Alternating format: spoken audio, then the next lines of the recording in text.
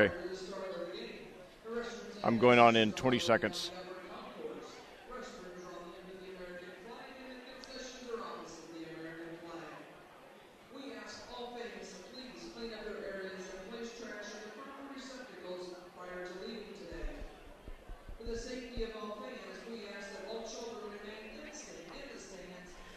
Hello and welcome to Cascade High School in Clayton, Indiana, where the road to the state championship begins. My name is Lec Zorn, and I'll be bringing you all the action as your Cascade Lady Cadets play the biggest game of their lives, challenging the South Putnam Lady Eagles in the championship game of the Cascade sectional. Well, coming off a 10-12 regular season, and at that we will pause for the national anthem. Sorry about that. At this time, we would ask that you please rise. Kindly remove your hats and face the flag at the west end of the gymnasium as we celebrate our freedoms, those who currently protect it, and to honor those who have made the ultimate sacrifice for our country. Tonight's anthem is being performed by senior members of the basketball team and the cheer squad. Ladies and gentlemen, our national anthem.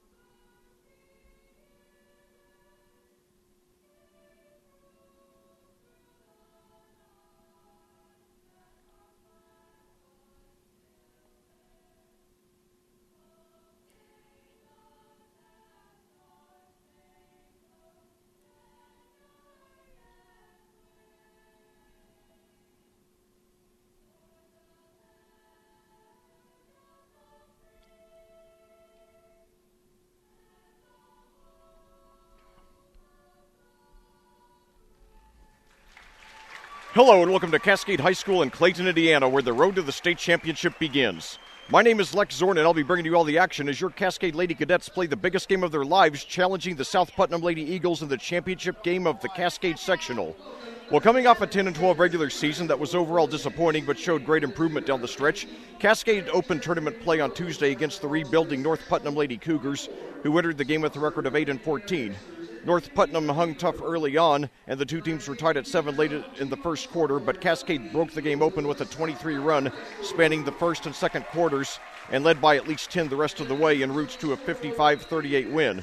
Amelia Bryant continued a recent offensive surge, leading the team with 19 points, while Hannah Rasnake scored 15, all on three-point field goal attempts, and Olivia Bryant added 12.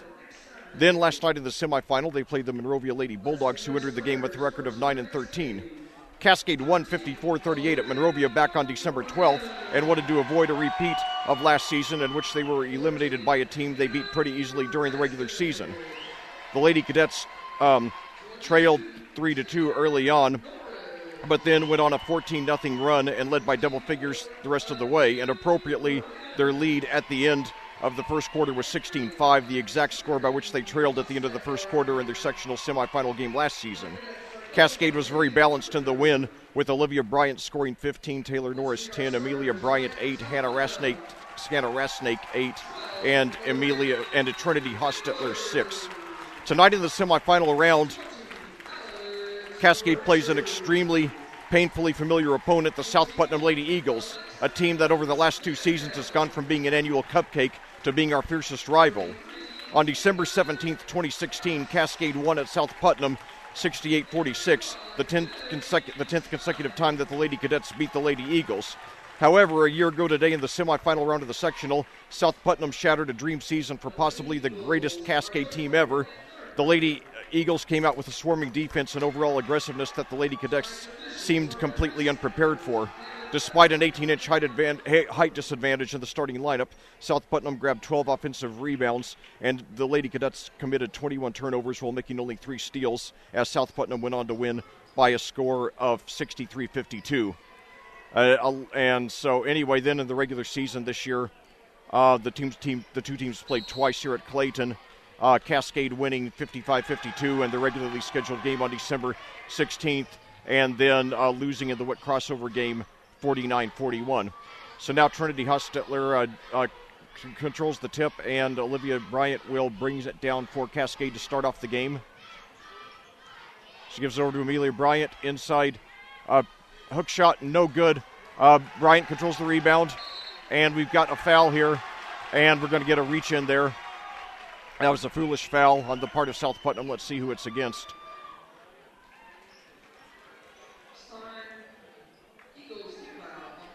It's going to be on Lily Stein.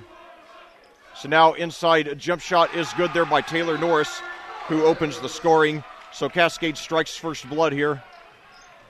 And they are shown as the visitors team on the scoreboard because they're officially the visitors of this game. And so they're wearing their road uniforms, which are a little more decipherable number-wise. And now driving to the basket, we've got a foul there committed by Hannah Rasnake. That's her first. So Miranda Beegler will go to the line for South Putnam. First one in and out. So Cascade will retain the lead regardless of what happens with this free throw. Second one is good. So it's 2-1 Cascade lead, 7:23 to go here in the first quarter. Sectional championship game here at Clayton. So Olivia brings it up now. Pauses at the right perimeter, dribbles over to the top of the key, turns around, and passes over to Amelia at the right perimeter. Now Amelia over to Hannah. And now over to Amelia, back to Hannah. Hannah spins around. And now they got her for a push-off. So 2 fouls in just a little over a minute to start off the game by Cascade.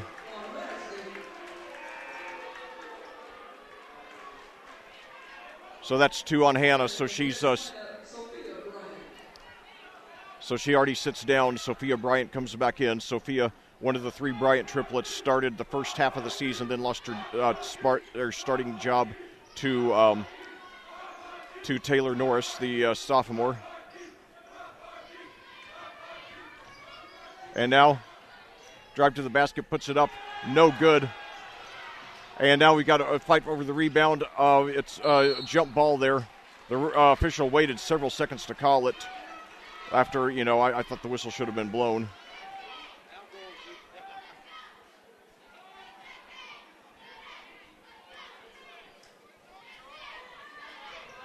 So now inside, now a long 3 there is good. That's Alexis Van Isle. She hits it, and now South Putnam has the lead for the first time. It's 4-2. So now Amelia with the ball at the left perimeter. Drives inside the lane. Hook shot, no good. She tips it out, however, and Olivia gets it. So now Taylor Norris at the top of the key. Looks for passes to Trinity at the right perimeter. Now Trinity back to Sophia Bryant, over to Olivia Bryant. To Amelia Bryant. Fakes a 3, drives inside, pitches out to Olivia, puts up a 3. No good, and it goes out of bounds to South Putnam.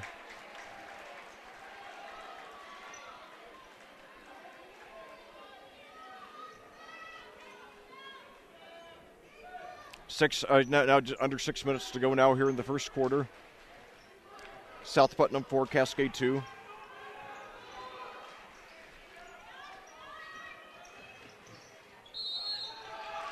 And now we got a whistle here. It's going to be against South Putnam. I didn't catch what it was, but that will be the second foul against South Putnam so far.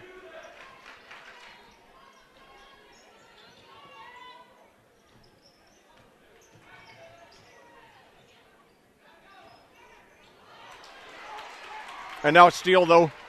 Beegler drives it, puts it up, and she charges. So 2 quick fouls suddenly by the Lady Eagles, and South Putnam Cascade trailing by only 2. 5:16 to go here in the first quarter. That's going to be on Miranda Biegler.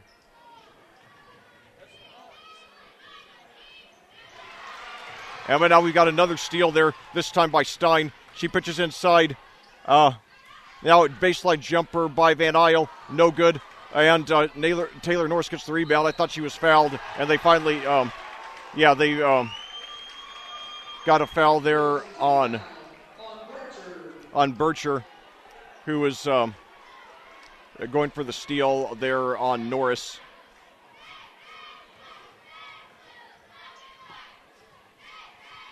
So Olivia brings it up, 4:54 to go here in the first quarter. Now Sophia over to Olivia. Now to Taylor's drives to the basket, puts it up, she hits it.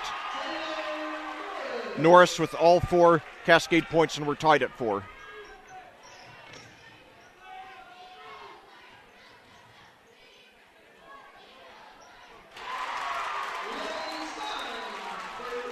Now, but Stein hits a three-pointer at the other end, so South Putnam goes back on top. Now at the other end, a three-pointer, no good. And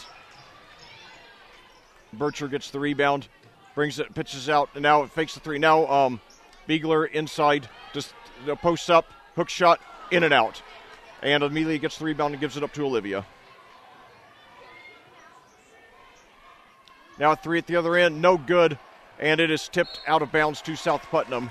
3:56 to go here in the first quarter.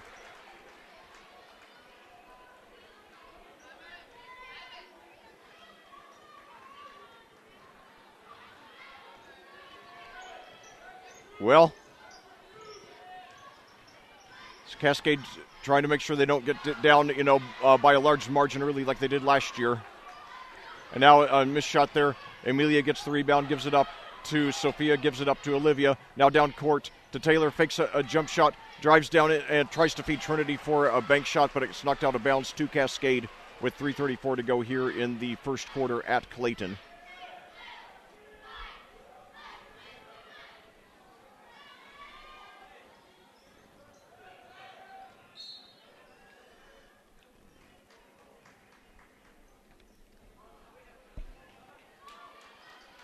So teams never separated by more than 3 points so far. South Putnam leading by 3 now with 3:33 to go here in the first quarter.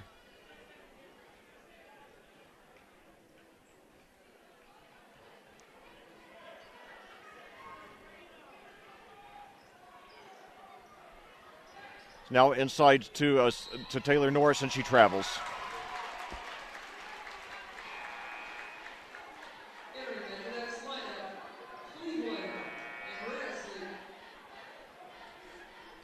So now Katie Cleveland and Hannah Rasnake coming in for Cascade, while Trinity Hostetler and Sophia Bryant both sit down.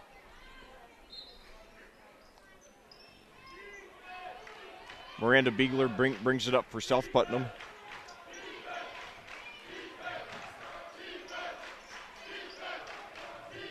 So Stein now with the ball. Three from the top of the key. She hits it.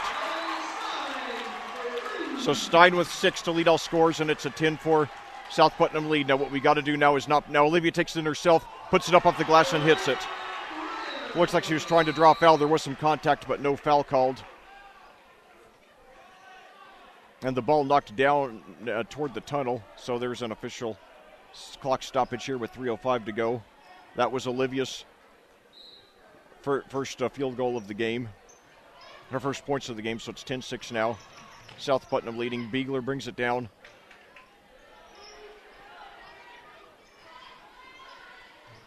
Van Isle now guarded there, and now drive to the basket. Van Isle puts it up herself and hits it. So she has 5. Now Olivia shoots a quick three, no good. And rebound, Amelia tried to save it. She tried to pitch it over to one of her teammates, but it went out of bounds. So 12-6 now. South Putnam led by 11 in this when we played in the tournament last year. That was for the semifinal. This year it's for the championship. So now Van Isle pitches inside. Turnaround jumper, no good. Katie Cleveland gets the rebound, Gives it up to Amelia, brings it past midcourt. And she drives it, takes it in herself, and hits it. So Amelia with her first points cuts the lead to 4, 12-8 here. 2:12 to go. Now inside, however, Caitlin Capps is fed inside for a shot. It's a 14-8 now. Now they've got Taylor Norris wide open down court. She takes it to the basket, puts it up and in. So Norris with a team high 6, cutting the lead to 4 again. 1:47 to go here in the first quarter. It's a 14-10 South Putnam lead here for the sectional championship. South Putnam has the upper hand, but certainly Cascade faring much better than they were at this point a year ago. In fact, it was a year ago today that these two teams met in the sectional semifinal, and now Stein drives to the basket. And by the way, because we have so much media here, some of them are obstructing the view under the near basket, so I'm not able to see as well as I normally do when I commentate here. I'll do the best I can. Now Carly Gibbs, a 5'10 sophomore coming in for Taylor Norris. Gibbs is likely to be a starter next season. And now hook shot there on the inbounds pass, no good. And Amelia comes away with it down to Olivia. She pitches inside, but she tries to hit Carly, but it's off her hands, out of bounds to South Putnam with 1:21 to go. Emma Parsons now coming in for Cascade. Olivia sitting down probably for the rest of the first quarter here.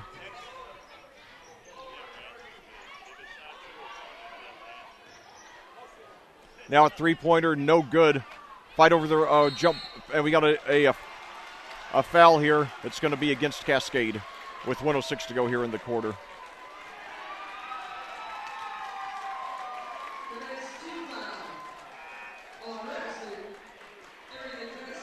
It's going to be on Hannah Resnick. That's her third. So that's a big cause for concern. Hannah with 3 already in the first 7 minutes. And now a three-pointer by Stein is good. She has 9 points, all on threes. And it's a 17-10 lead. That's the biggest lead of the game so far. Katie with the ball, under a minute to go in the first half. She hits Amelia in the lane. She puts it up. Looked like she was trying to draw contact. I think there was a little, but there was no call. So now Beegler brings it down court and pitches over. Now back to Beegler. Now she pitches over to Beegler again. And now we've got a foul here. I think it's going to be traveling there against the Lady Eagles.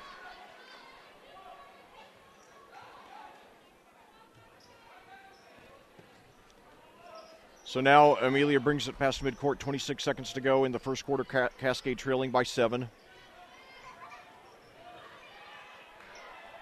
And now she puts it up. No, Taylor puts it up off the glass, hits it. She has 8. She's keeping Cascade alive. She has 8 of her 12. And now a steal attempt by Emma Parsons, knocked out of bounds, and at last touch Stein. So it'll be Cascade's ball with 11.3 seconds to go.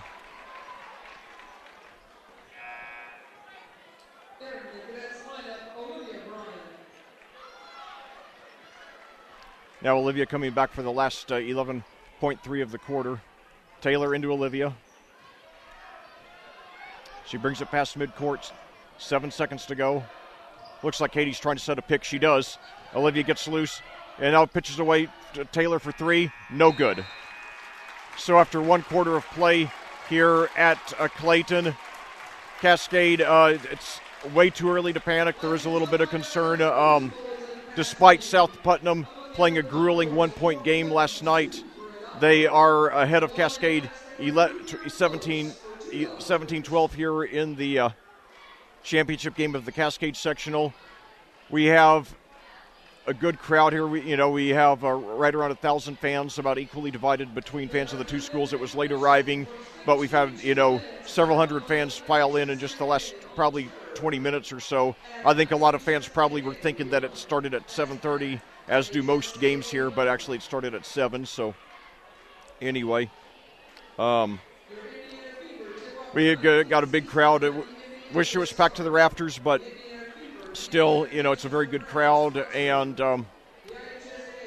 I take my hat off to all the South Putnam fans who made the trip as well. South Putnam located in Greencastle. The school is located exactly 15 miles down the road here. Both of these schools right on US 40. South Putnam is at the corner of US 40 and US 231.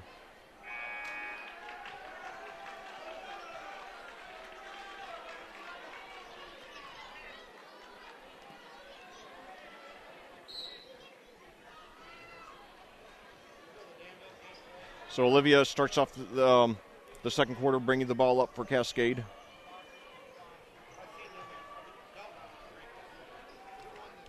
She pitches over to Taylor, drives to the basket, and there's a foul with 7:46 to go. Eagles team foul on Stein. That's going to be on Lily Stein. It'd be great if we could get her in foul trouble. She's been a thorn in our side when we've played the last couple of years. Taylor drives to the basket but puts too much on it, and the Lady Eagles come away with the rebound. That's Van Isle there. Now she pitches to a wide-open Beegler with an NBA three, and she hits it. So now South Putnam leads by a game high. And now the ball knocked out of bounds off of our Parsons to South Putnam.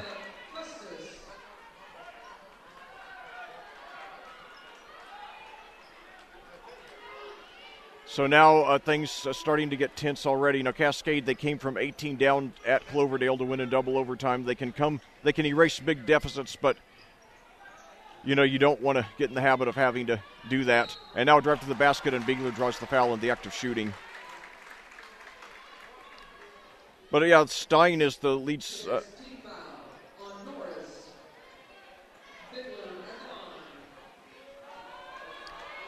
So Beegler is a 5'3" senior. She hit her first one. She has 5 on the game now. That's a 9-point lead there for the Lady Eagles. She hit them both. So it's a 10-point lead there by South Putnam, their biggest lead of the game. 7:11 to go in the second quarter. Olivia up to the top of the key, up to Emma, drives into the lane, pitches out to Taylor. Now over to Amelia, fakes a three, drives toward the basket, pitches out to Taylor, who drives toward the basket, then pitches back out to Amelia, over to Olivia now. So good ball movement by the Lady Cadets. They just got to get some points. Now Olivia over to Emma. Now back to Taylor, to Olivia. To Trinity, over to Emma. To Taylor, fakes the three. Now pitches inside, over to Emma, fakes the three. Out to Amelia, over to Taylor. She drives into the lane, puts it up, no good. I thought there was some contact there, but no foul was called. So now Van Isle puts it up, no good.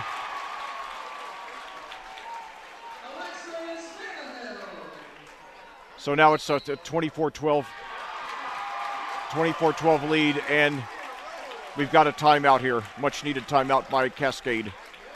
Things starting to slip away.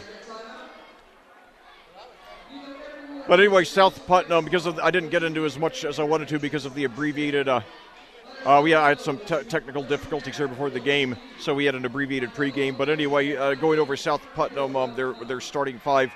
5'6" senior Lily Stein averages team highs of 14 points a game, and team high tying 3.5 steals per game, plus 4.7 rebounds a game. Miranda Beegler, a 5'3" senior, averages 10.7 points and a team high 4.5 assists, and a team high tying 3.5 assists. 5'4" sophomore Lexi Van Isle averages 10.2 points, 5 rebounds, and 3 steals a game. 5'8" junior Caitlin Capps averages 7.5 points and a team high 6.5 rebounds. And now we got a three-pointer by Olivia. So that cuts it back to single figures. It's 24-15. Olivia with 5 points. Now we're probably going to need a very big game from her. Now the other end, though, Caitlin Capps turnaround jumper. She hits it. She has 4 now. And then the other starter for South Putnam, Alex Bratcher, averages 3. She's a 5'2" sophomore, averages 3.8 points per game. So now Cascade with the ball, trailing by 11. 5:35 in the second quarter. Emma Parsons with the ball. Drives to the basket, gives up to Trinity Hostetler, over to Taylor Norris, drives to the basket. And now we've got a foul there against South Putnam. It's going to be a reach in. Now Katie Cleveland coming in, and Trinity Hostetler sitting down. That's going to be on Chloe Custis.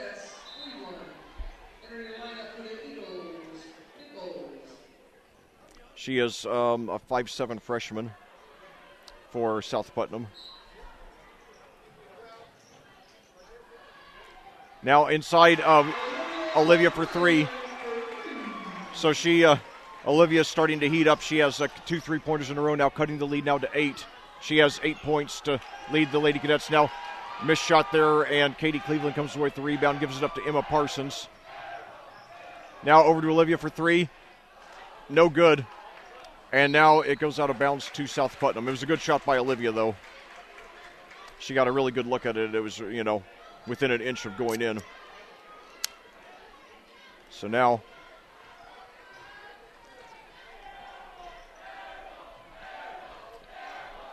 Beegler brings it up for South Putnam.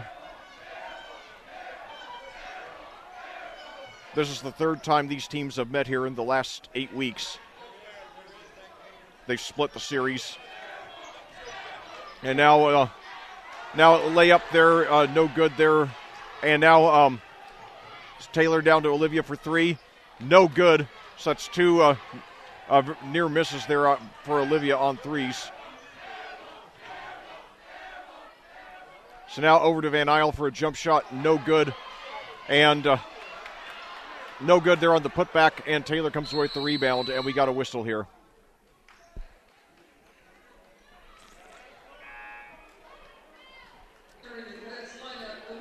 Amelia Bryant coming in for Carly Gibbs now.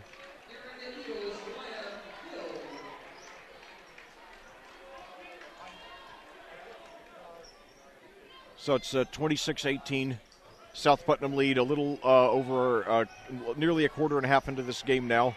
And now a deflected pass, and we got a foul there. I think they're going to call it a reach-in against Emma Parsons after the ball was stolen from her.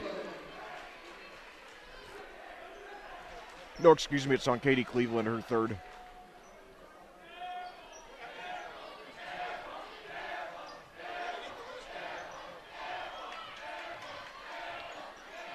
So now we got a travel there. We have a travel there against Aubrey Hill. She's a 5'10" sophomore for the Lady Eagles.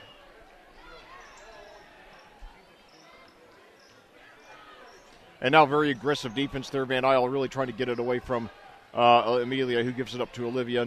Now over to Taylor, our leading scorer, tied with she and Olivia at 8 points apiece.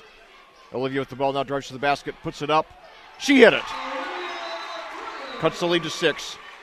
Olivia with 10. She's the first double-figure scorer in the game for either team. 26-20 now. And now we got some contact there on the other end as Beegler was going toward the basket. It's going to be on Emma Parsons. That's her first. And that puts South Putnam in the bonus here with 3:31 to go here in the second quarter.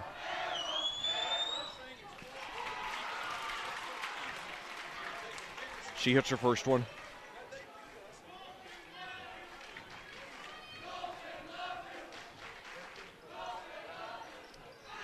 She missed her second. However, South Putnam gets an offensive rebound. They got 12 of them last year in their win in the playoffs, and now we got a jump ball. Possession arrow favors South Putnam.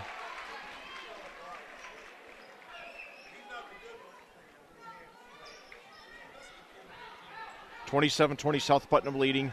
3:25 to go here in the second quarter of the sectional championship game. Now Van Isle drives to the basket.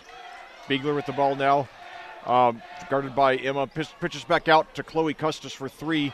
No good. Rebound there by Amelia Bryant. She's got a clear path to the basket. She puts it up, and it's knocked out of her hands. But great job getting back on defense by the Lady Eagles. It's knocked out of bounds to Cascade.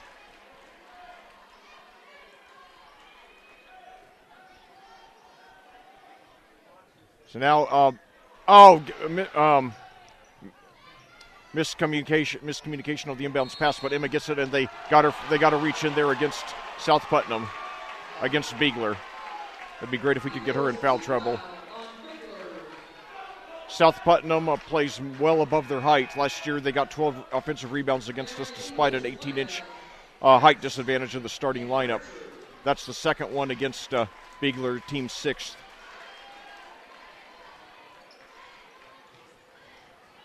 Amelia into Olivia.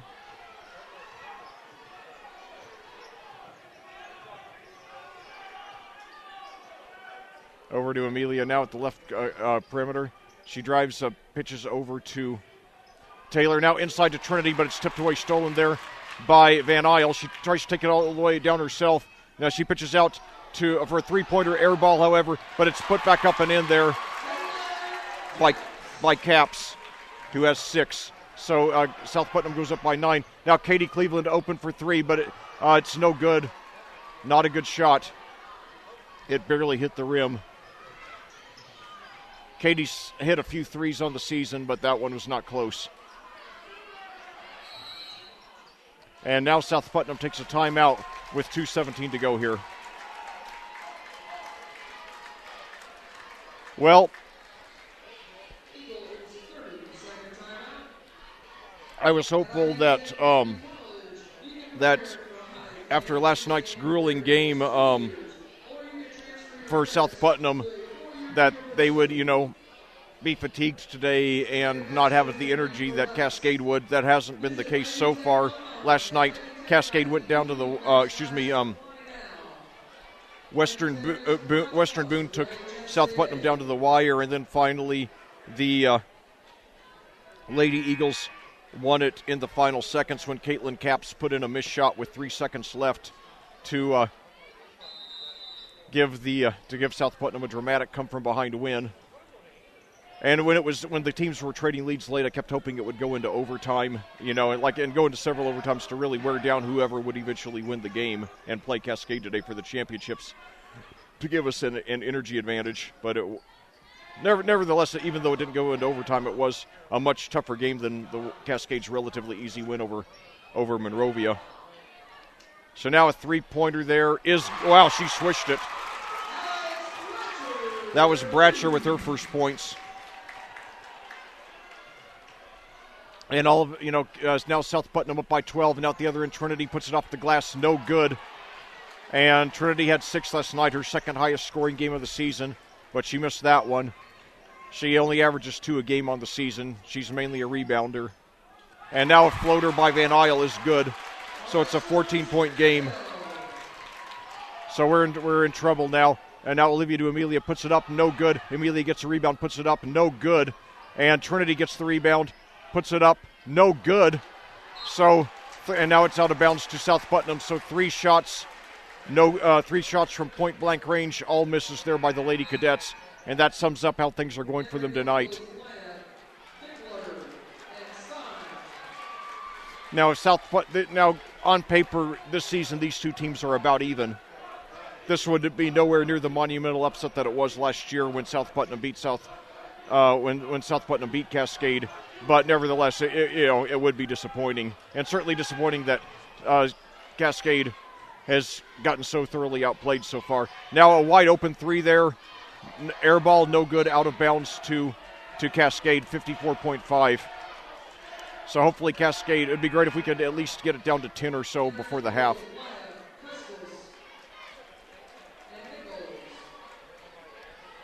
Cascade's effort has been there. They haven't made a whole lot of sloppy plays. Their shots, the main thing is their shots have not been falling, and South Putnam's have.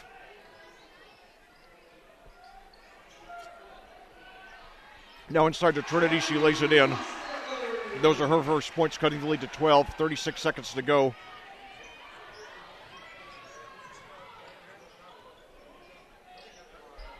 So now Van Isle with the ball, looks like... And now Taylor going for a steal there. She gives it up over to Beagler. Now back to Van Isle. 18 seconds to go now. And now there's a foul there. Van Isle fighted by Norris. That's her second, team 8. Not sure that was a good foul, but Now Gibbs coming in for Norris. Hill coming in for Caps there for South Putnam.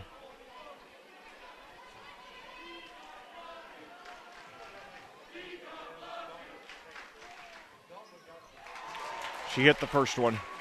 Lead back up to 13.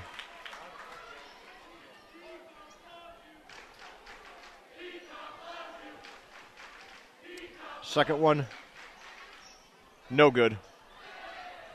I was fight for the rebound though, and I could not tell from my vantage point who came away with it.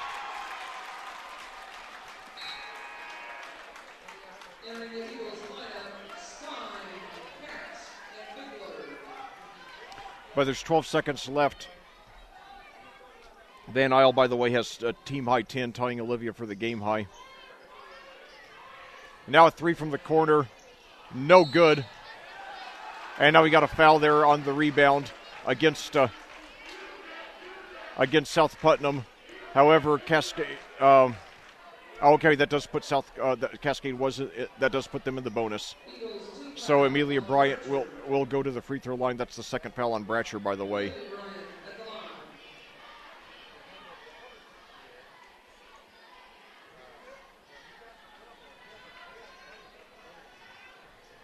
So Amelia for 1-1. Her first one is up, and it is good. She has 3 on the game.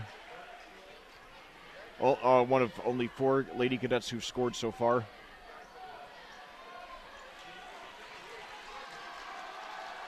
Second one is also good. She has 4. Cuts the lead to 11. 6 seconds to go now. Custis brings it up. And she's she puts up a three-pointer at the buzzer, and it's nowhere close.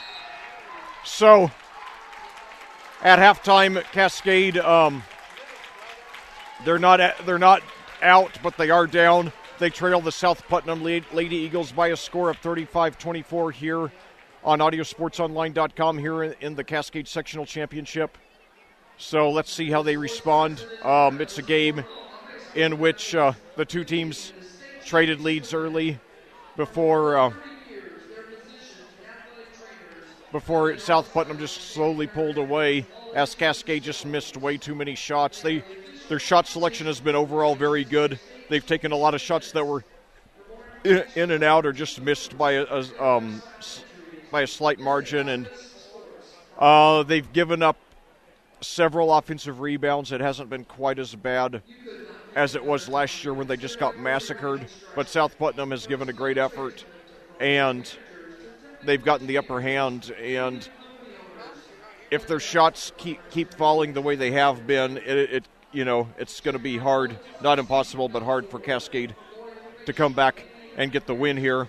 Look at the individual scoring. First of all, for Cascade, Olivia Bryant leads the way with 10, followed by Taylor Norris with 8, Emma Parsons with 4, and Trinity Hostetler with 2. Meanwhile, for South Putnam, Lexi Van Isle has 10, Lily Stein has 9, Miranda Biegler has 7, Caitlin Capps has 6, and Alex Bratcher,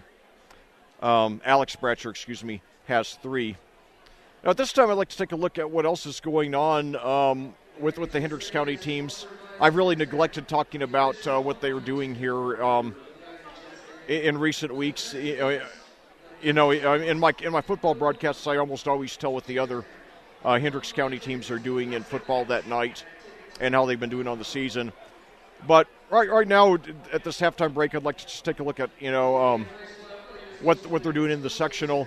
Now, 6 of the 7 teams, including Cascade, are still in it. The only team that's been eliminated so far is Avon. The Lady Orioles were one of the top turnaround stories this season. They had their first winning season in 10 years, and they had a really nice win. Well, not nice from our standpoint, but from their standpoint, a win here at Cascade 53-49 on our senior day a week ago Tuesday. They have an outstanding 3-girl nucleus with sophomore center, 5'11" sophomore center Haley Nichols, as well as 5'8" guard Zakia Rashid and 5'11" freshman center/power forward Alex Richard. They finished the season at 14-11. They did win their first game, an overtime thriller on Tuesday night in the Avon sectional against Terre Haute North. Then, however, they lost, understandably, last night to Brownsburg, the number 15 ranked team in Class 4A, by a score of 56-42.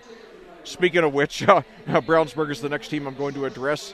They last night was their first tournament game. It brought them up to 18-5 on the season, and they're hoping to get another sectional championship again this year. It would be their second in a row, and looks like Debbie Guckenberger, who's in her third season with the Lady Bulldogs, really has that program on track to be a perennial top 20 team for the foreseeable future.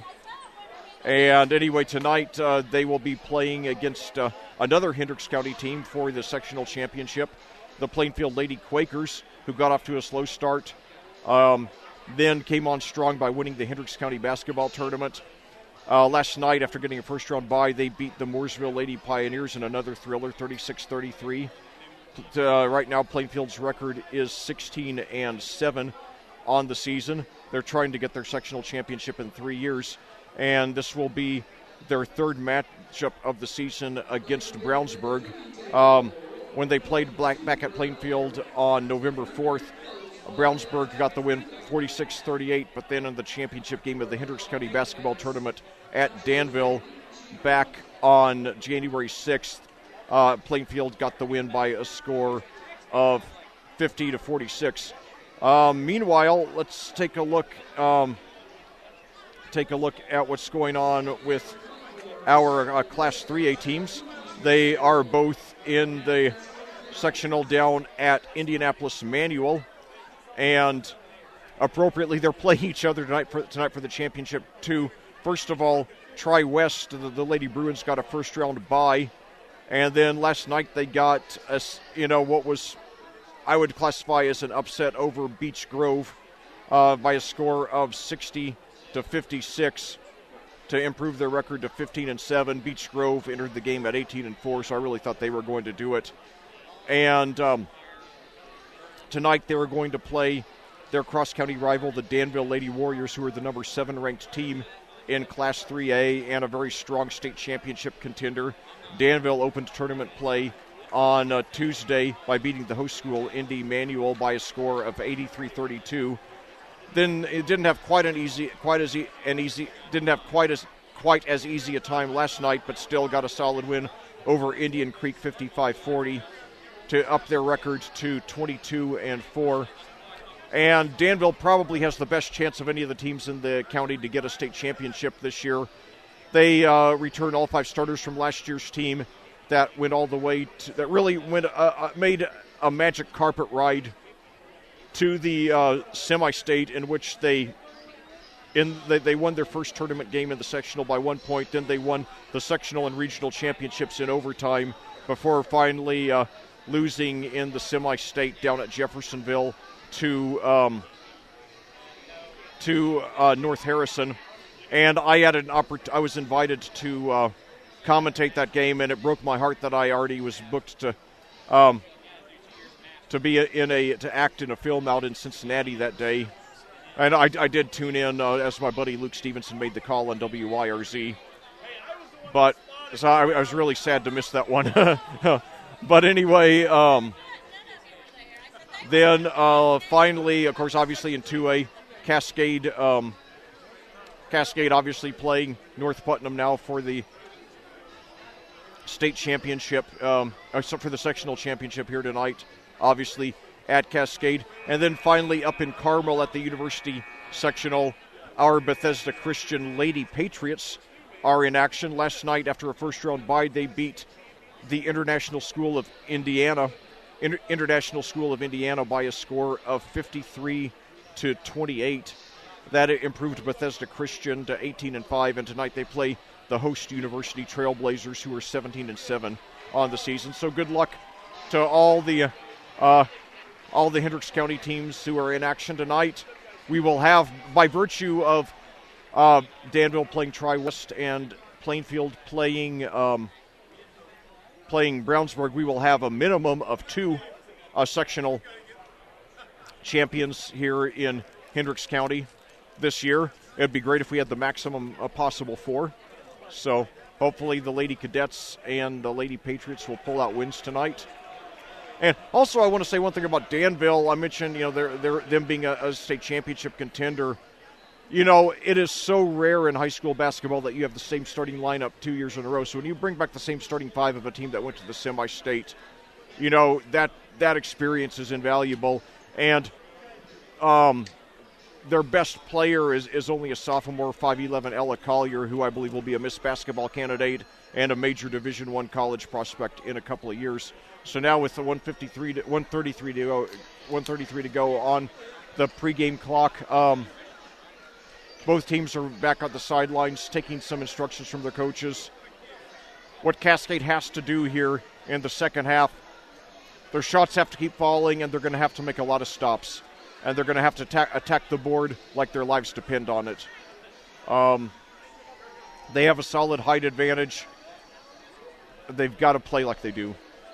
That was part of their, not all of it, but a big part of their undoing last season.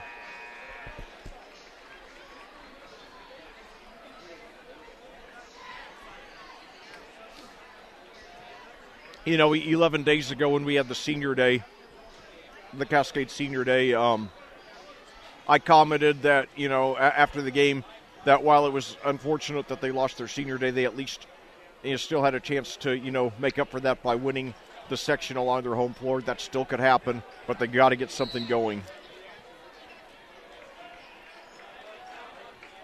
Olivia brings it up to start the third quarter. Inside to Hannah, puts it up. No good. I looked to me like it was going, but it didn't. Hannah, remember, playing with 3 fouls. She got a ball in the first quarter, so now Lily Stein with the ball. She passes. It's off Hannah's legs, out of bounds. This is a Cascade team has 7 seniors. And now Caitlin Capps with the turnaround jumper, and we're down by 13. Capps with 8 now. Now down to Taylor Norsh. She puts it up. No good. And now the rebound tipped over. Cascade does control the rebound. Out to Olivia now. Cascade has missed a lot of easy shots tonight. And that's, you know. And now inside to Trinity, and she's fouled. It's won't be a shooting foul, but it would be great if we could get South Putnam in foul trouble. That's on Capps, her first team. It's the first of the half for South Putnam. Now inside to Taylor Norris. She puts it up, tries to feed Amelia, but it's stolen away there by Capps, who gives it up to Biegler, who will bring it up for the Lady Eagles, who have a 13-point lead. Now to Capps. She drives to the basket, puts it up. No good, gets her own rebound, puts it up and in. So she has 10, tying Van Isle for the team lead and also tying Olivia Bryant for the game lead. And it's a 15-point South Putnam lead. 4 points here in the first minute and a half by the Lady Eagles. And the Lady Cadets, they're not out of it, but they're in trouble. 3 by Hannah. No good. Rebound, and now she's fouled in the act of shooting as she put it back up. That was Amelia.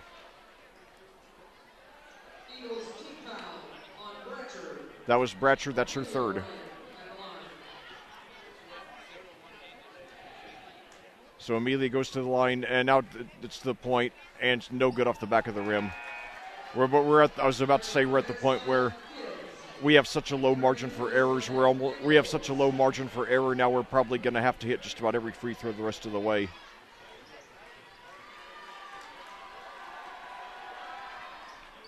No good. She missed them both.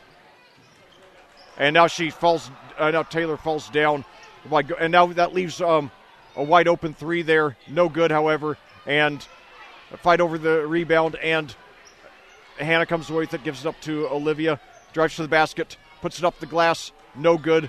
Rebound put up, and we got the foul. So at least we're being our aggressiveness is getting us fouled. That's going to be on Capps. That's her second.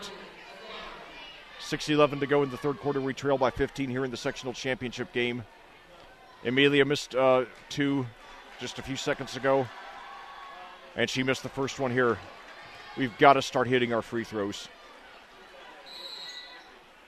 And now timeout South Putnam. But yeah, missed shots, field goals, and free throws alike is killing us tonight. 6:11 to go here in the third quarter. We trail South Putnam 39-24. The window is closing. We've got to get something going. And it starts with taking advantage of all the easy points that we have.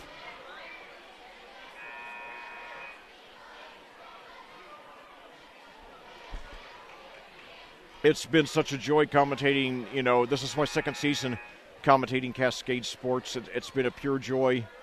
And after all these girls have been through, you know, all the ups and downs, they've been part of, you know, possibly the greatest era of success in Cascade history. It would be a shame if they did not get a sectional championship in their careers. Finally, Amelia hits one after missing her first 3 here in the half. Cuts the lead to 14. Starting to put some good defensive pressure on. Now it's Lily Stein with the ball. Now over to Van Isle. Now wide open 3 there from near the corner. No good, however. Rebound by Bretcher. She gives it out to Biegler. Pitches over now. Fakes on the 3. Drives to the basket. Puts it up. Van Isle puts it up, and she draws the foul with 5:46 to go. Now Emma Parsons set to come in. So Lexi Van Isle at the line. She has 10. No good, however. Now Parsons coming in. And Carly Gibbs sitting down. Gibbs likely to be one of our top 2 or 3 players next season, in which this Cascade team is going to look very, very different. Now she missed them both, so good break for us. Now Olivia brings it down, puts it up off the glass, and no good, but she gets her own rebound, puts it up, no good, puts way too much on it, and fight over the rebound, we got it. Now pitch it over to Taylor, drives to the basket, puts it up, and she's fouled. So at least I like the aggressiveness. Olivia's she's getting too overzealous, trying to take this game over. That last shot she put it up way too hard. But nevertheless, you know, good job for the 5'6" Olivia to be getting down and dirty, realizing that's what it's going to take probably to win this game. And now Taylor Norris puts it up, but she's no good on the free throw. So we're 1 of 5 on the line here. We're down by 14 now. If we hit the 4 free throws that we missed, it's a much more manageable 10-point deficit. We got to hit our free throws, and we missed that one. So we're 1 out of 6. So poor shooting very well could be. Last year it was poor ball handling and failing to block out that did us in. This year, and now a steal there by Hannah though. But this year, if we lose this game, likely it's going to be poor shooting. And now it's stolen from Hannah. And now it was either Van Isle or Bratcher who put it up. And then on the rebound, Hannah was fouled. So that's going to be on. And now pitch down to Amelia. She spins around, puts it up, and draws the foul. But she's got to hit her free throws. I'm sorry, that was Allie Nichols, by the way, who the foul was on. I apologize. And that one is going to go against Hill. So already we've got 6 fouls in the first 3 minutes. So we're already in the bonus, almost certain to get into the double bonus. But that doesn't do us any good if we don't hit our free throws. And now finally Amelia hits one. Good. Getting a little, encouragement there from triplet sister Olivia. Lead now down to 13.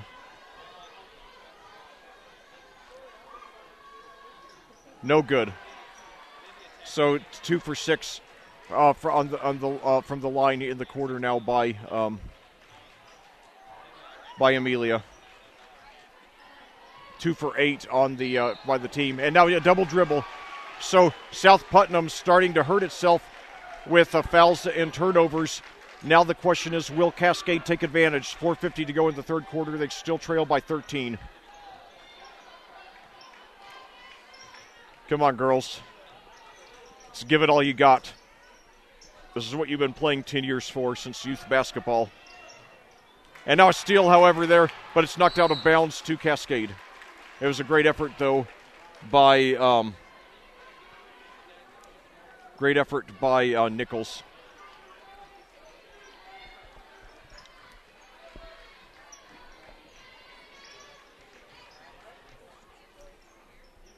Carly Gibbs now with the ball. I'm sorry, Emma Parsons, excuse me. Gives it over to Amelia. Turns around, drives to the basket, loses control, and it's out of bounds to South Putnam with 4:24 to go here in the third quarter. Lady Eagles up by 13. Now Stein hits Van Isle on the baseline jumper. No good, however. Rebound by Norris. And now we've got a foul there, I think a foolish foul there, trying to go for the steal there. And now Cascade is already in the bonus. That's going to be on Stein. That's her third. Good. Good. So we got Stein out of the game now. It'd be great if we could foul her out, but nevertheless, we're down by 13. We're 2 for 8 from the line here in the second half. Taylor Norris is good on that one, however. She has 9, one behind Olivia for the team lead. We got to just hit our free throws the rest of the way, especially we're almost certain to get in the double bonus now. She hit them both good. So Taylor with 10.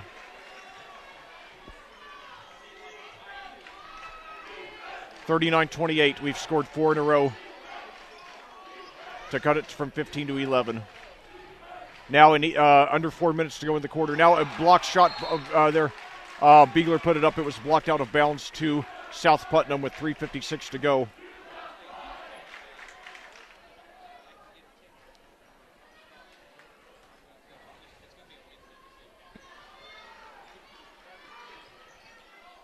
Into Beegler now. Over to Van Isle. Puts up a 3. In and out. No, it went back in. Oh, no. Oh, no. It started to go out, then went back in. So Van Isle with the game-high 13, and it's a 14-point lead once again. Now Taylor drives to the baseline, and now we've got a whistle here. And it's going to be a foul against, I couldn't tell who it was because it was beyond my vantage point. Okay, that's Hill. That's her second. Taylor goes to the line. She hit both of them last time. Her first one is good. So now all of a sudden 3 in a row, 3 free throws in a row by Cascade, all by Taylor, who has a game-high 11 now. Make it 12. She hit them both. 42-30. South Putnam leading, 3:33 here to go in the third quarter of the sectional championship game. Cascade going for... And now we've got some contact here, and it's going to be a foul against Cascade. It's going to be on Amelia, her second. Only the second foul on Cascade here in the second half versus 8 by South Putnam. Now they're having trouble getting it in bounds. Finally they do. Now over to Van Isle. She drives inside the lane. Now takes it back outside. Now takes it back in, pitches out. Now Custis with the ball. And you've got a whistle here.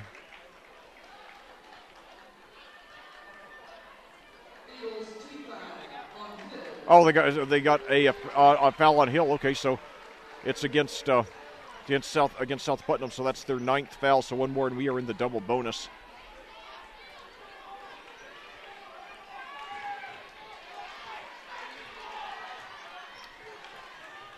So we have a good chance to get some of these South Putnam players fouled out.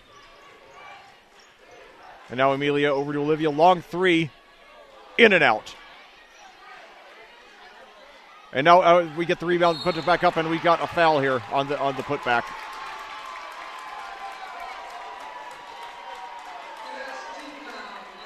But it's going to be on Amelia. Okay.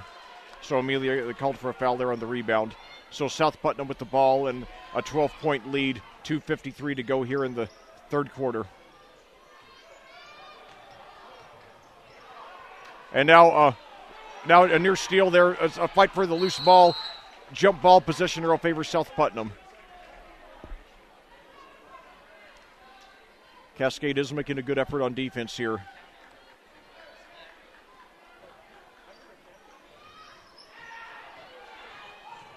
But we definitely need more offense if we're going to come back and win this. And now we got another steal here. But I think, though, there's a whistle, so I think they're going to get Amelia for a reach in there. No, on Norris, excuse me. That's her third. Norris has 12. She is our leading scorer on the game.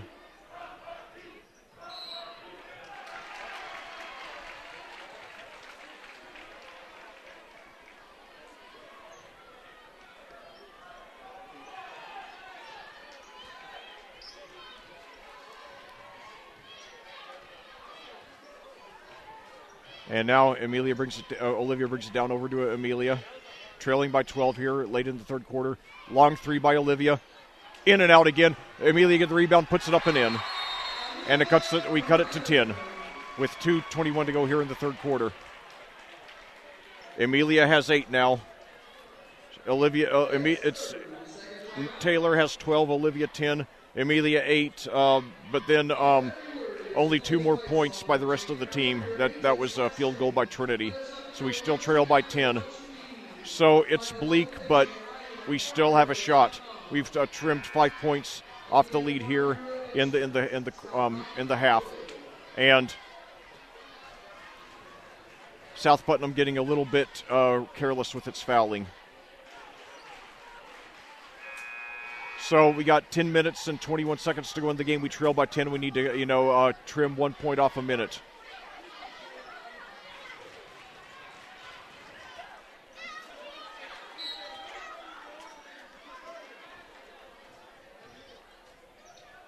Oh, and a bad pass over the head of Van Isle, and it goes out of bounds to us. So we can cut it to single digits. We got to start hitting our shots. But I will say we've taken a lot of great shots in this game that just didn't fall. A lot of them. In fact, Olivia, in the last couple of minutes, has taken a couple of long threes that both were just in and out. So now three-pointer by Amelia. No good. Rebound. We got the rebound tipped over to Olivia. She puts it up and lays it in. Olivia with 12, and it's an 8. The deficit's down to 8. We've cut nearly half of the deficit here in the third quarter. So Van Isle brings it down, and now she travels. So 1:43 to go in the third quarter. We've got the ball trailing by 8. We're starting to build some momentum. Now let's go in for the kill. Olivia to Amelia.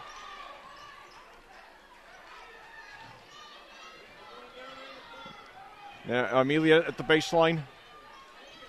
Takes it to the basket, puts it up, and she draws the foul. Good. Now we got to hit the free throws.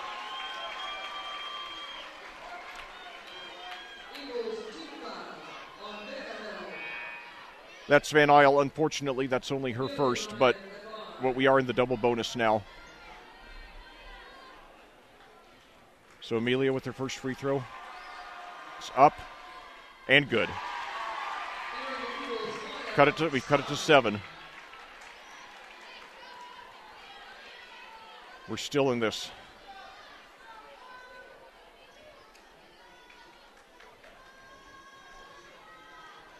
Second one is good. So Amelia with 10 now.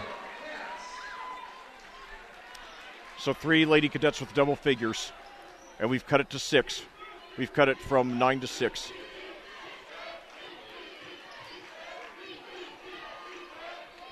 Now a little Stein wide open for the free throw line. No good. And it goes, we've got the rebound. Now pitches down to Amelia.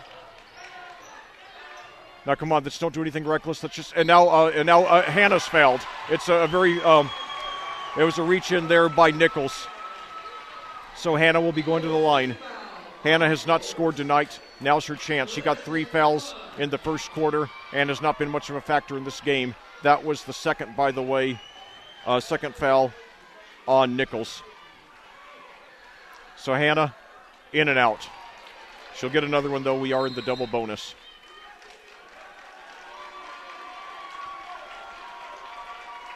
We got to hit our free throws. So for those of you just joining us, I know we got a full timeout there by South Putnam, but for those of you who are just joining us, Cascade struggled on offense for most of the game. They trailed 35-24 at the half. Then they went down 39-24 early here in the third quarter. But South Putnam has committed a barrage of fouls. Cascade's finally started to hit both from the field and from the line. They've got it down to 6 now. Hannah Resnick, however, just missed her first free throw. She'll go now to the line for a second one when we resume action after the South Putnam timeout. There's 1:12 to go here in the third quarter. Cascade still trailing by 6. Clearly has the momentum, but we still got. We're still not there yet. We got to keep climbing until we get there.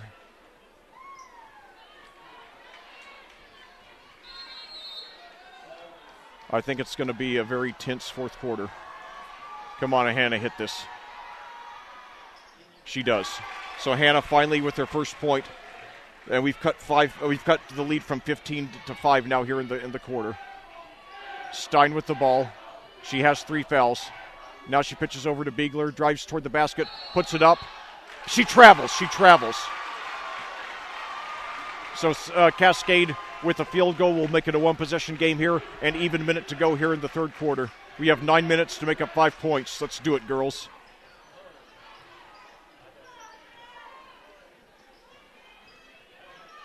Amelia coming off a pick there by Taylor. That pitches over. Now it's Hannah with the ball. Pitches out, and now it's stolen, however. Stolen there and given up to Stein, who brings it up 37 seconds to go. So Beegler with the ball. Double team, nearly loses control, but maintains possession there. Pitches back out to Nichols there. Nichols has the ball, 20 seconds to go in the third quarter. South Putnam leading by 5. Lily Stein takes it to the basket, puts it up, no good. And now Hannah with the rebound, 9 seconds left. Gives it to Olivia, she brings it down. We still got time. And now Olivia with a long 3, no good. And that's it. So your Cascade Lady Cadets have 8 minutes to save their season. They trail the South Putnam Lady Eagles by a score of 42-37 here on audiosportsonline.com. However, the Lady Cadets do have a lot of momentum. They are currently on a 13-3 run that closed out the third quarter. Wow. I think my heart rate's going to be very, very tense. And this is one of those times where, if I could choose, music for the game, I'd pick something from the Rocky series. Right now, I'm thinking about the song "Going the Distance," which was played in the last round of the Rocky Apollo fight in the original Rocky. Then it was played in the first part of the training montage in Rocky 2, and then it was played in the last round of the Creed-Conlon fight in the movie Creed. Or then also, I think the song "War" by Vince DiCola, which was played during the bulk of the Rocky Drago fight in Rocky 4. Those would both be great choices right now. So, anyway, back to action here to start the fourth quarter. South Putnam 42, Cascade 37, but the Lady Cadets on a 13-3 run and already in the double bonus. And now Hannah sets a pick for Taylor. Now it gives it up to Parsons. Drives to Amelia, drives to the basket, puts it up, and she hits it.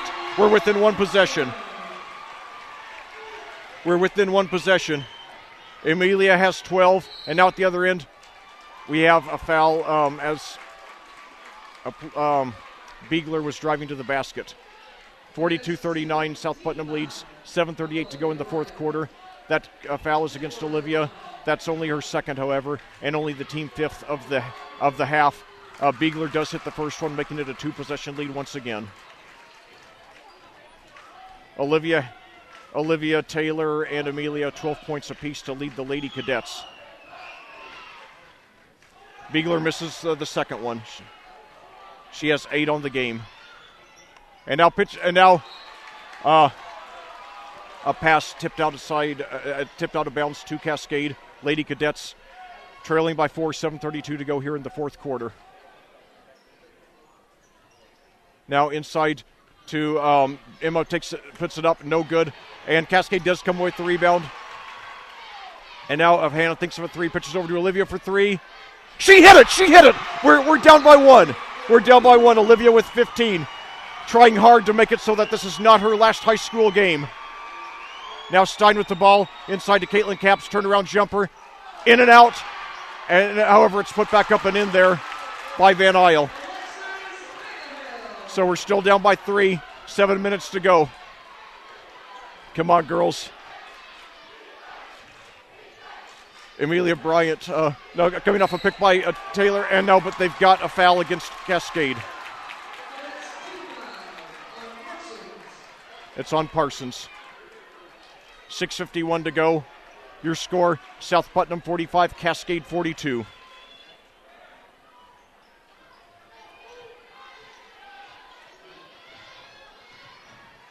Beegler, Van Isle.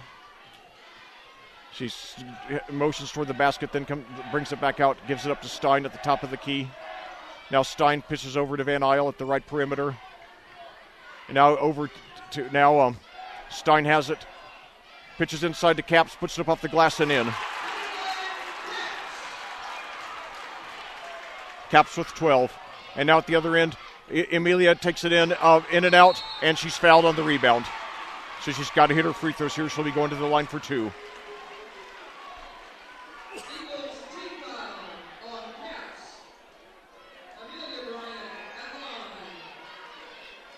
So South Putnam scored 4 points in a row since Cascade cut it to 1 on that 3 by Olivia.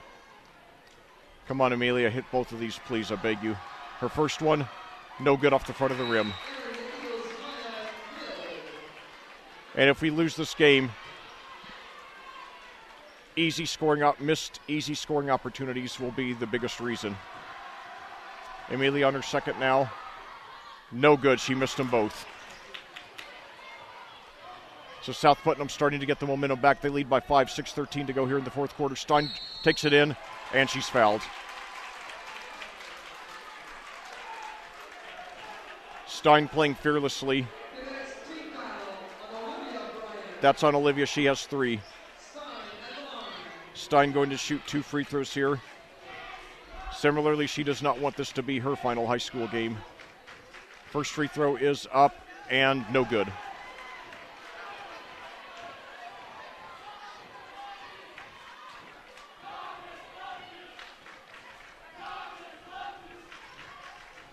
.6:11 to go. Stein, she hit her second one. She has 10, so we have 3 double-figure scores for each team. So 5 points in a row by South Putnam since we cut the lead to 1. So now Olivia takes it down to the baseline, puts it up off the glass, and she hits it. Amelia, excuse me. Cuts the lead to 4. And now we got a steal there by Olivia.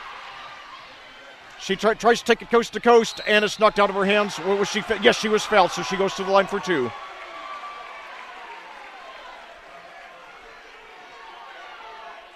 So, and that's going to be on Beegler. That's her 3rd. So Olivia will go to the line for 2. She's got to hit both of them, though.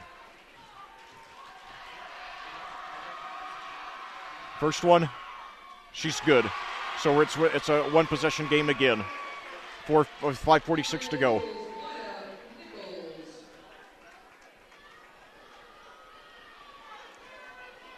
Come on, Olivia. Everything you've been through. Please hit this for us. She hit it. She hit them both. She has a game-high 17. Now Trinity coming in for Amelia. 5:46 to go. South Putnam leading Cascade 48-46. Beegler brings it up. Over to Van Isle, takes it down to the baseline, puts it up, no good. And Amelia the rebound. I'm sorry, Trinity the rebound, and we got a foul. That was a foolish foul there by Van Isle.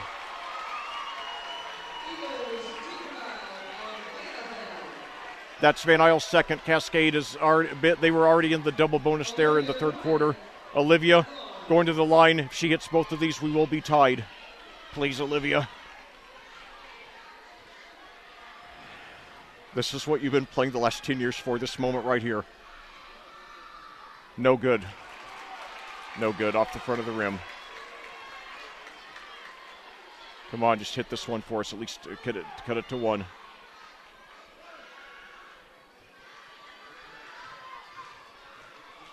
Got to hit every free throw the rest of the way. She hit it after a few bounces. She has a game-high 18, and once again, it's a one-point game, 5:30 to go. Stein brings it up. She's double-teamed. She finds it right under the basket, but she misses an easy shot, gets her own rebound, though, and now she's fouled. And so now let's see.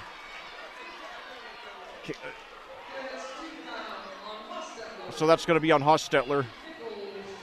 Nichols will go to the line. That's the 8th foul against Cascade here in the half. So Nichols going to the line with 5:20 to go in the fourth quarter. She hits her first. That's her first point of the game, and it's a 2-point South Putnam lead.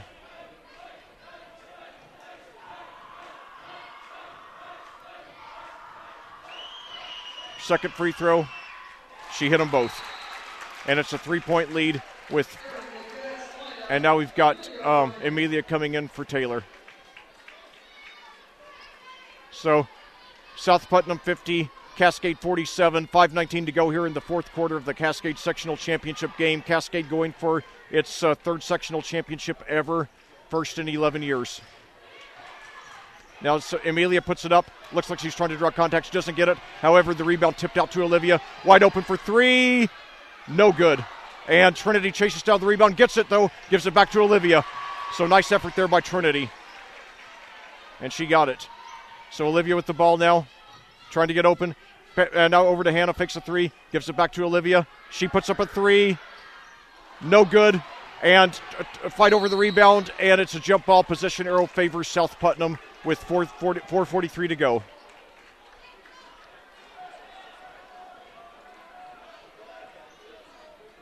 Tension rising here in Clayton. Cascade's cut the lead from 15 down to as few as 1. Lily Stein now with a three, however, and she hits it. She has 3, and it goes back up by 6. Cascade twice now has cut it to 1, but then both times South Putnam ran off 5 points in a row. Now Amelia drives to the basket, and now she's fouled.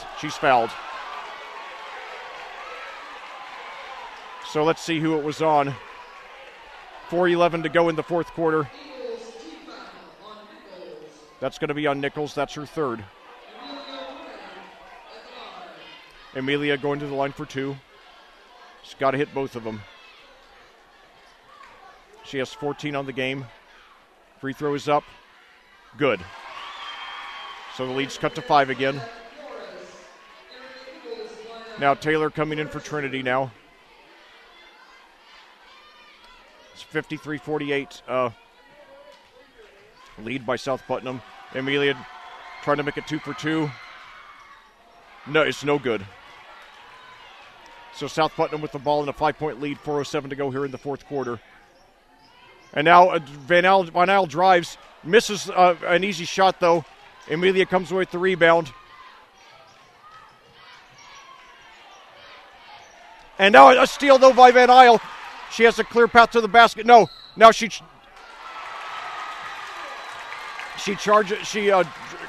ran into Amelia, who was trying to draw the charge.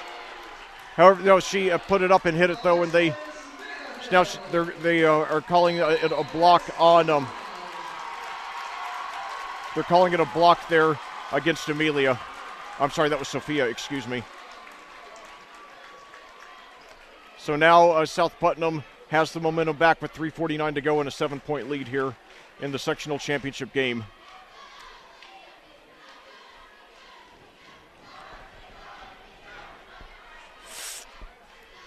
Van Isle did a great job, sneaking up and taking the ball out from behind. No, I'm sorry, that was on Amelia. I thought that was Amelia, yeah, so that's her fourth. Good job by Amelia to go down there and try to draw the foul, the charge, but she didn't get it.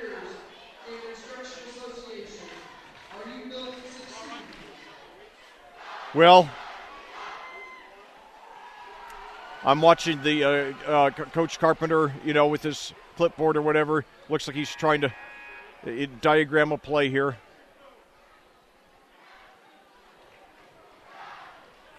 The atmosphere seems very tense there in that huddle. Cascade is still in this game, but their margin for error is just about down to 0 now.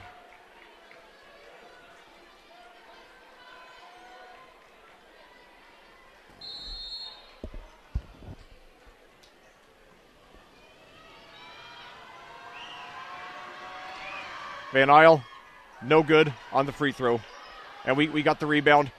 Now they get up to Olivia, brings it up. We trail by 7. 3:41 to go here in the sectional championship game. Taylor with the ball. Amelia tries to set a pick. Now gives it over to Hannah. Now a pick there by Emma. Over to Olivia. Long three. She hit it. We're still alive. Olivia with 21. Down to 4. 3:21 to go in the game. And now a three-pointer. It's a 2, just inside the line.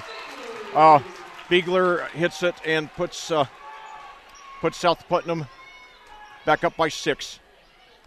3:05 to go now in the fourth quarter.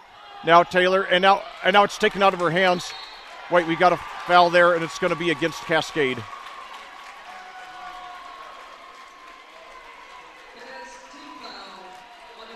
That's Amelia, and she's fouled out. So Amelia has played for the last time here at Cascade. Hopefully this is not the end of her high school career. She scores. Hold on. Now Van Isle hits her first free throw. And the lead goes back up to 7, so it's a 3-possession lead with 2:58 to go.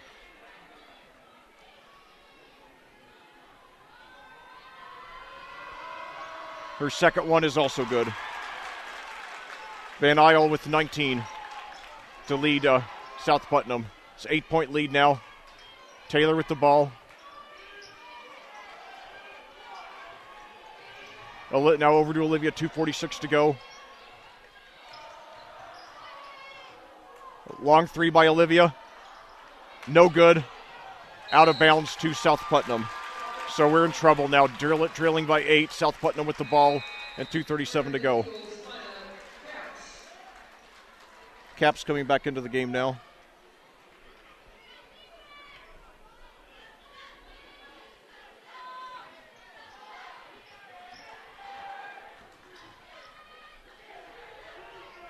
So now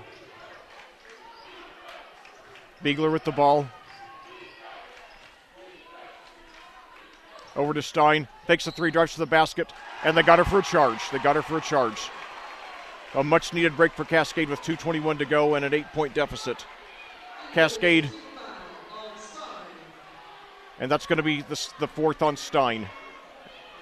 Although even if we get her fouled out, it might be too late to save the game for us. Got 2:17 now to make up 8 points to save the season. Olivia now coming off a pick by Trinity. Takes it into herself, puts it off the glass. No good. And it's a rebound there by Van Isle. 2:04 to go. So Cascade in deep trouble now.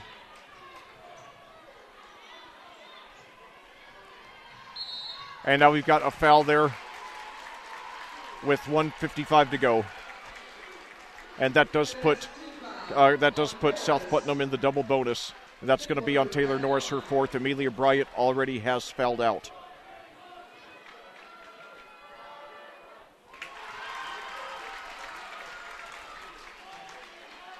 She hits the first, and now it's a 9-point game. Spiegler on the line, by the way.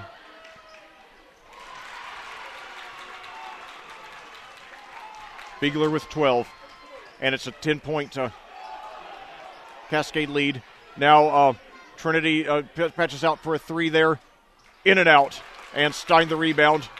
They're going to have to foul very quickly if they don't get a rebound, if they don't get a steal, excuse me. Now inside to Caps, turnaround jumper, no good. It was really, but however, it was a foolish shot there, but nevertheless, offensive rebound by the Lady Eagles, and now finally we got a foul with 1:22 to go and a 10-point South Putnam lead.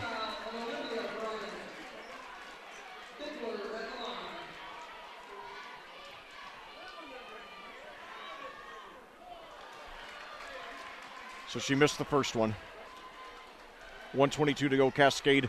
82 seconds to make up 10 points and save the season. Spiegler hits the second. It's an 11-point lead now.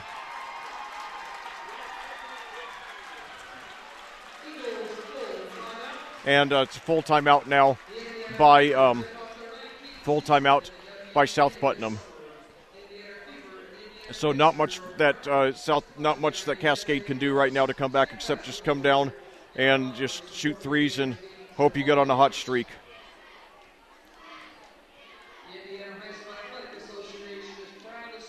Ironically, the score now is almost identical to what it was in the game that South Putnam eliminated us a year ago today. They won that game 63-52. Now it's 62-51. So just one fewer point by each team. Still an 11-point deficit for Cascade. I would love Cascade to come back and win. I know right now it's only about a 1 or 2% chance. I will say this loss will leave me far less devastated than did last season's, which was just, because I knew we had just squandered a dream season, where, I remember saying in the days and months that followed that game, we could come back and win the sectional, the next season, but, we could go easily 20 years or more without having such a golden opportunity. And now Olivia, and it shoots a three. It's no good, but we got a foul. I'm not sure if so Olivia was fouled. So that's good break, 1:12 to go. Now Olivia's got to hit all three of these. So, we've got to take advantage of, especially the opportunity to score when the clock is stopped. So Olivia puts up her first one, and it is good after 2 or 3 bounces. She has a game-high 22, cutting the lead to 10, but only a minute 12 left in the fourth quarter. Olivia's second, also good. Amelia had 15 in her final game at this gym before fouling out, and Olivia's third, no good. She hit 2 of the 3. She has 23 on the game, and now a very aggressive defense. And let's see, the ball was out of bounds. I'm not sure who it was off of. Okay, they're saying it was out of bounds to South Putnam.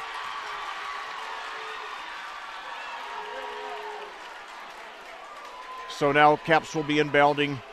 Cascade down by, and they're going to have to foul immediately. They do, and that's going to be, I believe, Olivia's fourth. She fouled Stein. So now we're going to have to hope that that's Olivia's fifth. I'm sorry. So Olivia now sitting down, a very emotional moment for that young lady. Win or lose, and it's probably going to be a loss. This will be Olivia's last game. So she and Amelia both fouling out now in their final home game. She will be replaced by Carly Gibbs, representing the passing of the torch to the next generation of Cascade basketball. Carly Gibbs, a sophomore, will probably start next season. Stein hits her first free throw. She has 14 here, pushing the lead back up to 12 with 1:04 to go.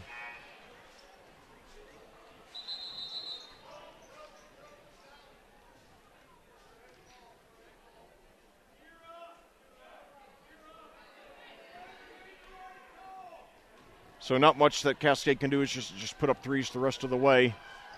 Stein hits them both. It's a 13-point lead.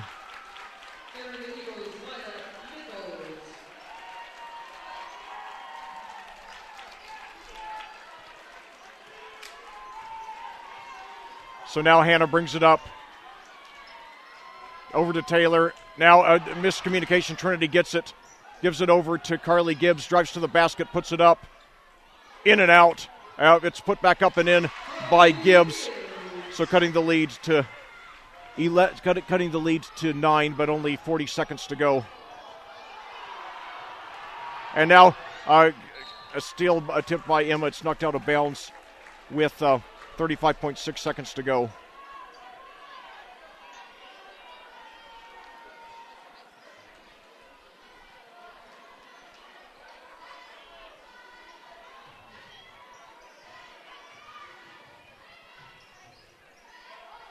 So now wide open shot, and it's rejected with authority out of bounds by Trinity. It was Nichols who put it up, so Trinity at least one last moment of glory here in what's likely to be her final high school game. Now inside to Beegler. No need for South Putnam to shoot. We just got a foul if we don't get it. We got a foul immediately unless we just decided that, and it looks like maybe Cascade is going to concede the game. I think it's what's happening. 13 seconds left. Well, Cascade made a great run. Certainly, they had a much better tournament than they did last season, but they fell short and they lose the sectional championship game to South Putnam by a score of 64-55 here on audiosportsonline.com. It's a game in which Cascade made a good effort, and now the two players have a handshake line. There was brief jubilation by South Putnam, then they shook hands with the Cascade players, and now they're celebrating at midcourt as Cascade some of the Lady Cadets have already gone to the locker room. Now Coach Carpenter's calling them back. I'm not sure what the situation is. At least one of them, Trinity, already made it to the locker room. But the players are all standing in a circle. But anyway, South Putnam now being awarded the trophy, which they earned. I am a Cascade fan, but I try to always give credit where it's due. In South Putnam, South Putnam deserved to win that game against us a year ago today in the sectional semifinal. They deserve to win this tonight. They simply played better than we did. So I take my hat off to these Lady Eagles for they were the better team tonight. They move on to advance to the regional where they will play at Speedway. So anyway, they will likely play Triton Central, the number 4 team, and now the Lady Cadets are heading back to the locker room, getting a nice ovation from their fans. Most of the Cascade fans, that's over half of them, I'd say, are still here. Now the Lady Eagles posing for a picture. They've been awarded the sectional championship trophy. Cascade settles for being the runner-up. Once again, your final score here tonight, South Putnam 64, Cascade 55. It was a game in which Cascade was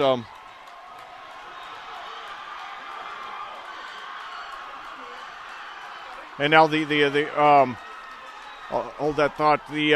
Now many of the South Putnam fans are coming out to celebrate with the team, and they set a ladder up under the goal for the girls to come up and cut down the net.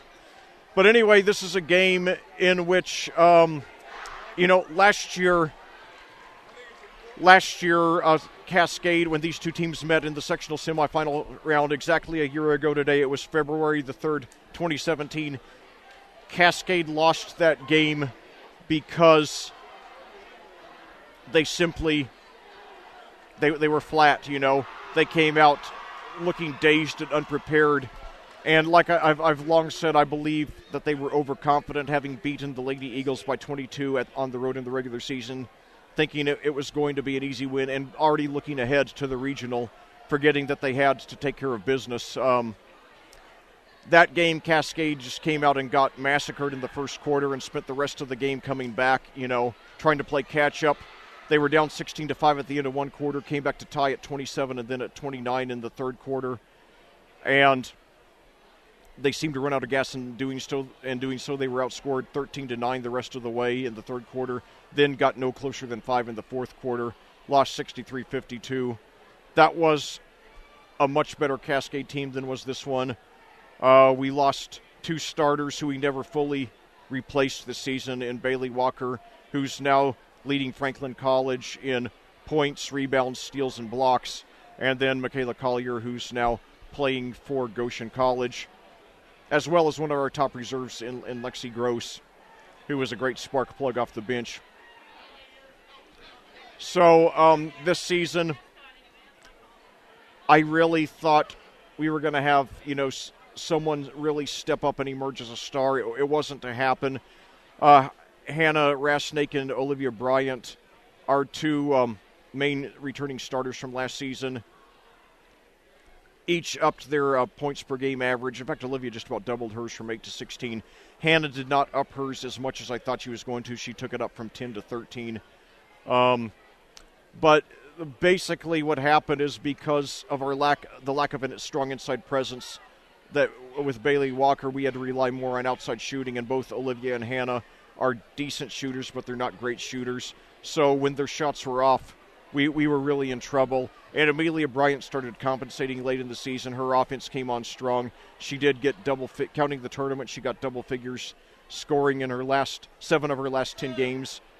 But we just weren't quite the team this season that we had been last season.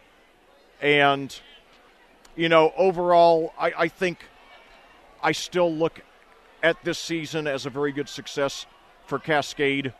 Before I get into that and, you know, give my eulogy and epitaph, I do want to give the scoring recap here. Olivia Bryant, playing her final high school game, led all scores with 23 points.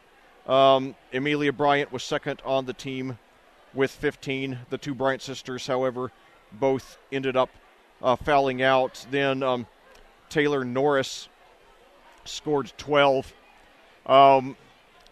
giving us a preview to next season in which she is likely to be the best player on the team. The scoring, however, went way down from there. Carly Gibbs had 2 points. Trinity Hostetler had 2.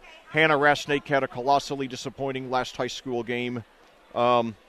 She only scored 1. Meanwhile, for the sectional champion South Putnam Lady Eagles, who just got their, in fact, second consecutive sectional championship, they had a very balanced attack. Lexi Van Isle led the way with 19. Lily Stein had 15. Miranda Biegler, 13. Caitlin Capps, 12. Alex Bratcher had 3. And Allie Nichols had 2. So the top 4 scorers for South Putnam had 19, 15, 13, and 12. And when you have that kind of balance, you're going to win 95+% of the time. And that was the case tonight. This South Putnam did not give a dominating performance, but they had a little more balance than we did.